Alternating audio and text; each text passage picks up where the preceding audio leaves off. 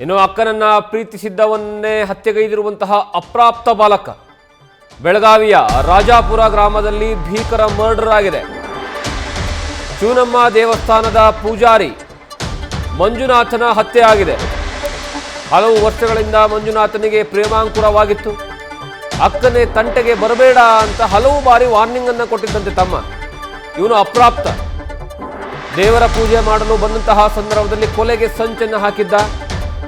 ಯಾರೂ ಇಲ್ಲದಂತಹ ಸಂದರ್ಭದಲ್ಲಿ ತಲೆಗೆ ರಾಡ್ನಿಂದ ಹೊಡೆದು ಕೊಲೆ ಮಾಡಿದ್ದಾನೆ.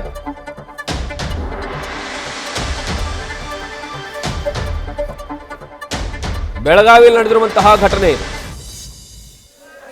ಈ ಘಟನೆ ನೋಡ್ರಿ, ಊರಾಗಿನ ಜನ ಮಾತಾಡೋದು ಕೇಳಿ ನಾವು ಹೇಳ್ಬೇಕಾಗಿತ್ತು. ಈಗ ಇದ್ರ ಹಿನ್ನೆಲೆ ನಮಗೇನು ಗೊತ್ತಿಲ್ಲ. ಆದರೆ ಇದನ್ನು ಘಟನೆ ಆದದ್ದು ನೋಡ್ರಿ, ಇದಕ್ಕೆ ಹಿಂದೆ ಅರ್ಧ ಕೈವಾಟ ಐತೆ ಬಾ. ಏನು ಘಟನೆ ಅಂದ್ರೆ, ಆ ಹುಡುಗೇನ ಬಡ್ದಲ್ಲ, ಆ ಹುಡುಗನ ತಂಗಿ ಇವನ ಜೋಡಿ ಲವ್ ಮಾಡ್ತಾಳೆ. ಸಂಶಯ ಮಾಡ್ಕೊಂಡ ಅವಾಗ ಅವ್ರು ಮಾತಾಡೋದು ಸಂಶಯ ಮಾಡ್ಕೊಂಡು ಅವ್ನು ತಲೆಯಾಗ ತೊಗೊಂಡಾನು. ಅದಕ್ಕಿಂತ ಪ್ರಚೋದನೆ ಕೊಟ್ಟೈತೆ ಮಂದಿ ಬಾ. ದೊಡ್ಡ ಜಾಲ ಅದಕ್ಕಿಂತ ದೊಡ್ಡ ಜಾಲ ಕೂಡಿ ಹಿಂಗೆ ಮಾಡಾಕತ್ತಿದ್ದಾರೆ. ಆ ಸ್ವತ್ತಕ್ಕೆ ಆ ಹುಡುಗೇನು ಮಾಡುವಂಥ ಹುಡುಗಲ್ಲ ಅವ್ನು ಸಂಶಯ ಮಾಡ್ಕೊಂಡಿದ್ದಟ್ಟ. ಅದಕ್ಕೆ ನಮ್ಮಂಥರೆಲ್ಲ ತಲೆಯಾಗಿನ ತೆಗಿಬೇಕಾಗಿತ್ತು. ಇದಲ್ಲ, ಹಂಗಲ್ಲ, ಹಂಗೆ ಮಾಡೋದಾಗೋದಲ್ಲ, ಅದೇನು ಹಂಗಾಗಿಲ್ಲ ಘಟನೆ ಅಂತ ಹೇಳಬೇಕಾಗಿತ್ತು.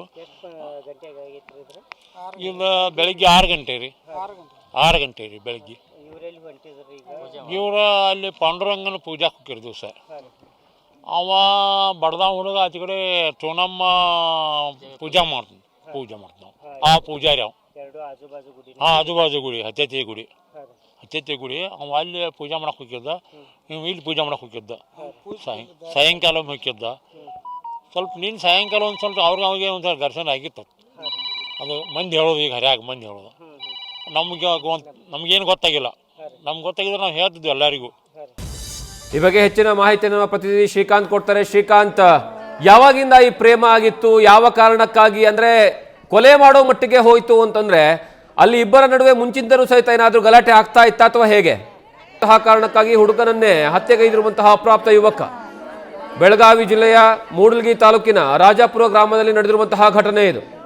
ಚೂನಮ್ಮ ದೇವಸ್ಥಾನದಲ್ಲಿ ಪೂಜಾರಿಯಾಗಿ ಕೆಲಸವನ್ನ ಮಾಡ್ತಾ ಇದ್ದ ಈ ಮಂಜುನಾಥ, 23 ವರ್ಷದವನು ಕೊಲೆಯಾಗಿರುವಂತಹ ವ್ಯಕ್ತಿ. ಹಲವು ವರ್ಷಗಳಿಂದ ಅಪ್ರಾಪ್ತನ ಸಹೋದರಿಯ ಜೊತೆಗೆ ಪ್ರೇಮಾಂಕುರ ಆಗಿತ್ತಂತೆ.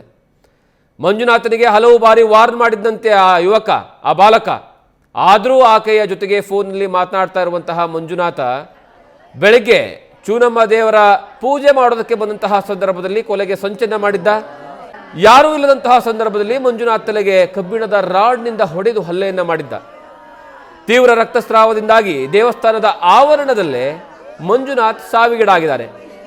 ಘಟನಾ ಸ್ಥಳಕ್ಕೆ ಘಟಪ್ರಭಾ ಠಾಣೆಯ ಪೊಲೀಸರು ಭೇಟಿಯನ್ನ ಕೊಟ್ಟು ಪರಿಶೀಲನೆ ನಡೆಸಿದ್ದಾರೆ. ಈಗ ಅವರ ಮನೆಯ ಮುಂಭಾಗದಲ್ಲಿ ನೋಡಿದ್ರೆ ಜನರು, ಅವರ ಕುಟುಂಬಸ್ಥರು, ಅವರ ಸಂಬಂಧಿಕರು ಎಲ್ಲರೂ ಸಹ ಕಣ್ಣೀರು ಹಾಕ್ತಾ ಇದ್ದಾರೆ.